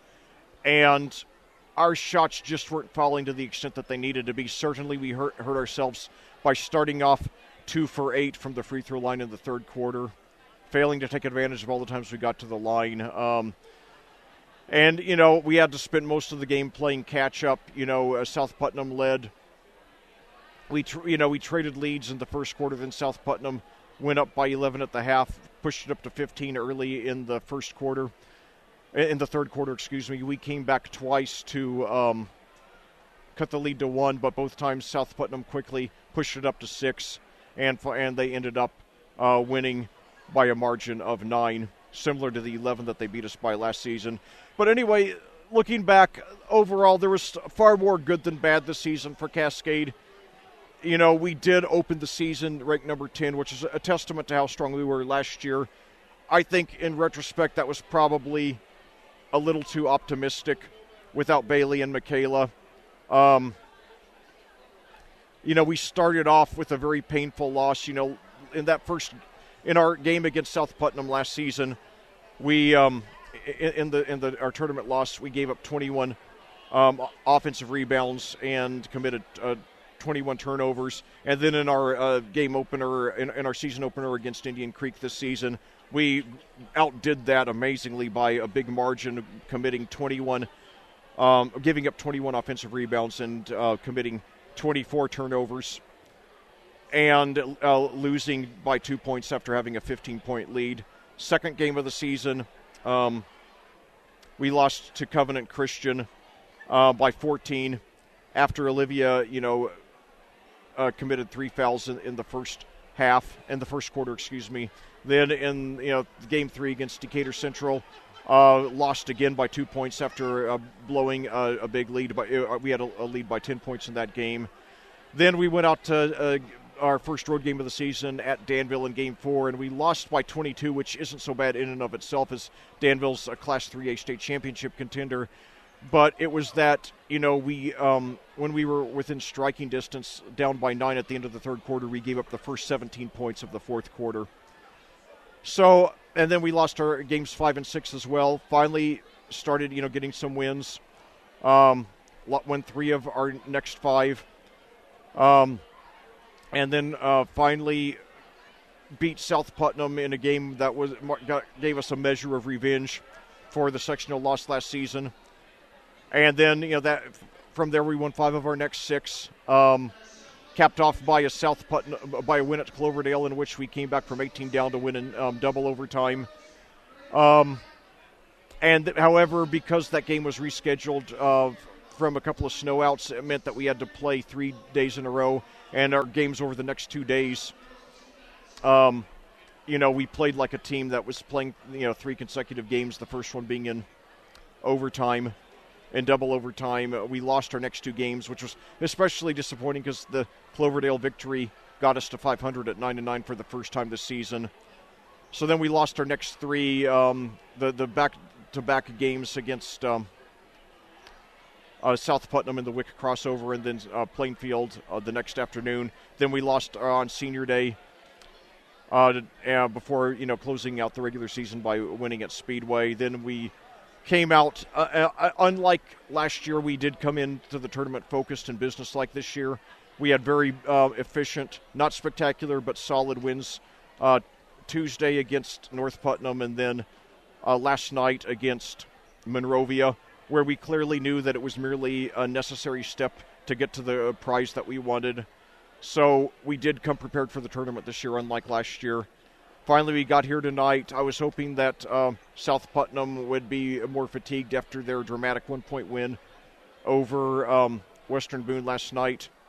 But, it wasn't to be. And Cascade, Cascade did not commit many foolish fouls or many unforced errors tonight. There were just a few. I give them their performance a B tonight, but, I give South Putnam an A- or B+. They were just a little bit better.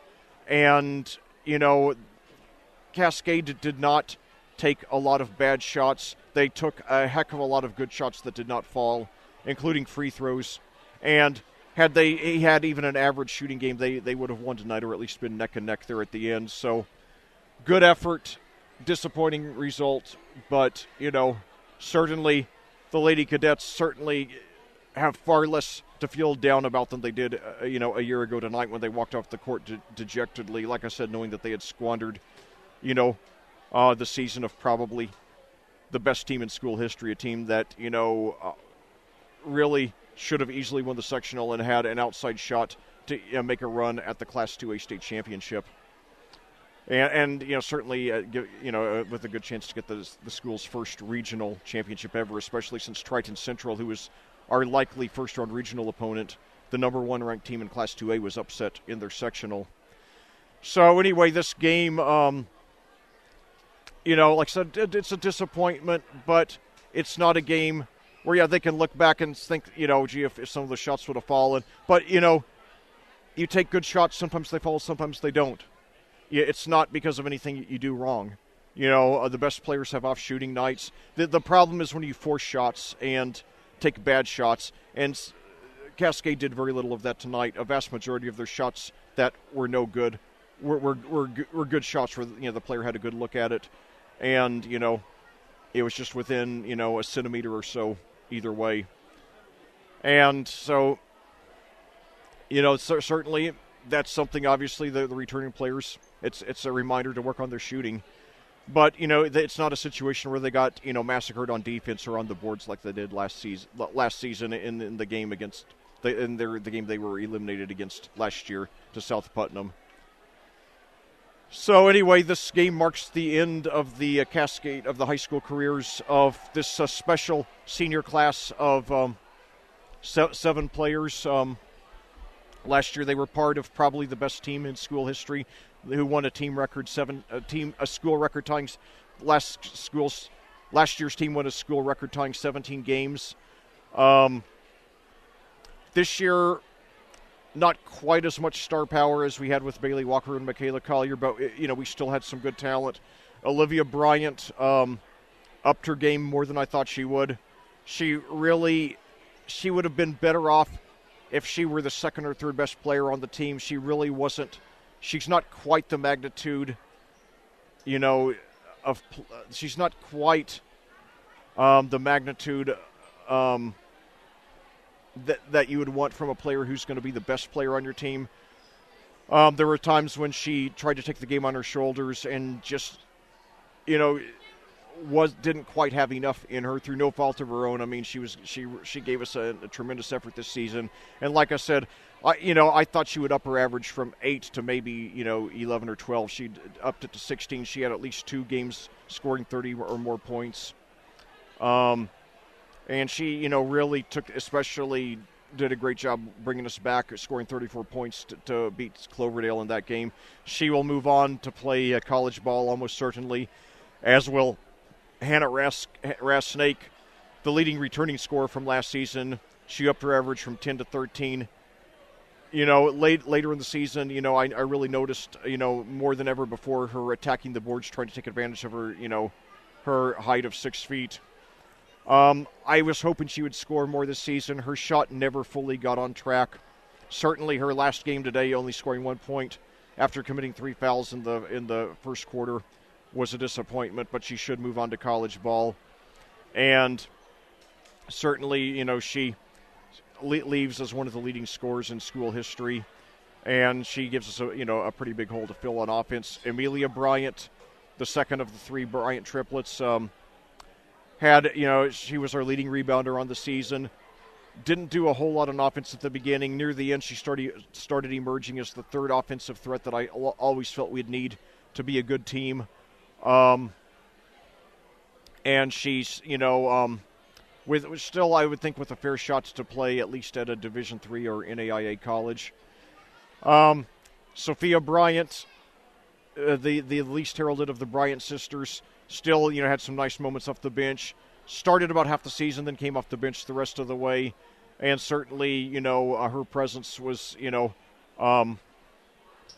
always helpful because of the great chemistry that she had with her 2 triplet sisters. And it was a really unique, and really a pleasure to witness that story of those 3 young Bryant ladies. And it's a pleasure to commentate them the last 2 years. I'm glad to see they got some, TV coverage on the Indianapolis media as well. So, and then, the other seniors, Trinity Hostetler, a good workhorse on the inside, also played volleyball here at Cascade, and hoping to play volleyball in college. She was our second leading rebounder this year, and did some nice things, offensively down the stretch. She was not a very good offensive player overall, but she did score 6 points to help us in the Monrovia win last night. Katie Cleveland finally got some decent playing time this season as a senior, was a strong presence inside in spots, also hit several three-pointers for us. And the big disappointment was Abby Church, disappointment through no fault of her own. She had barely played, any varsity ball until this season, and I was hoping at 5'8" she would give us some good minutes on the inside to help, fill in the hole left by Bailey Walker. But unfortunately, she missed almost the entire season with a knee injury, and then in a very touching, emotional moment, symbolically, wearing a knee brace, symbolically took the opening tip of her senior day game a week ago Tuesday against Avon. So, but now let's look ahead to next season. Next season is going to be a big question mark. I'm very confident in the future of Cascade Lady Cadets basketball, that it's going to be a winning program for a long time. Next year, however, is I caution you all, is going to be a rebuilding year. It will probably be a below 500 season, and I just want to warn you, especially because of we play a murderous tough schedule, one of the toughest 2A schedules in the state. So I just want to warn you all, if we, only win 6, 7, 8 games next season, don't think that there's anything wrong with the program. This is going to be an extremely hard. When you lose 7 seniors, it's going to be a rebuilding year. Now, with what we have returning, we're only going to have 2 seniors next season. Dixie Short, who barely played at all, who barely played varsity ball at all this year. Taylor Mace, who didn't play any varsity ball. So hopefully the two will. And by the way, both are guards, Short at 5'3", and Mays at 5'5". So hopefully the two will have breakout senior seasons and at least be solid contributors off the bench. But that's a big question mark. The three biggest certainties are Taylor Norris, who started about the last half of the regular season. She ended up averaging 5 points and 3 rebounds a game. She's a 5'8" sophomore. Hopefully she'll grow a few more inches. She did some good things on offense, especially considering the minutes that she played. So, if she continues to work hard to improve and understand that it's going to be her responsibility to lead this team next season, she has a chance to come out and have a breakthrough junior season. And then Carly Gibbs also had several good games off the bench, had some scoring games around 5, 6, 8 points. At 5'10", she's going to probably be our biggest player, our best player in the middle next season. She and Taylor are almost certainly going to be starting from day one. And, hopefully they'll both grow a few inches and hopefully just, continue to move up the ladder and, keep on improving and really establish themselves, as, if not stars, at least very good, solid, reliable double-figure scorers for this team. Then Emma Parsons, who played a lot of minutes down the stretch, especially starting, I noticed her getting a lot of minutes late in the season when we were playing the 3 games in 3 days. And then Coach Carpenter was doing mass substitutions, probably to guard against fatigue. And then even here in the 3 playoff games, Emma played a lot. She's still raw, still has a lot of growing and maturing to do, but she did show some promise, and she showed a lot of toughness and fearlessness too. So I think that she has a good shot. She's almost certain to be our starting point guard next season. And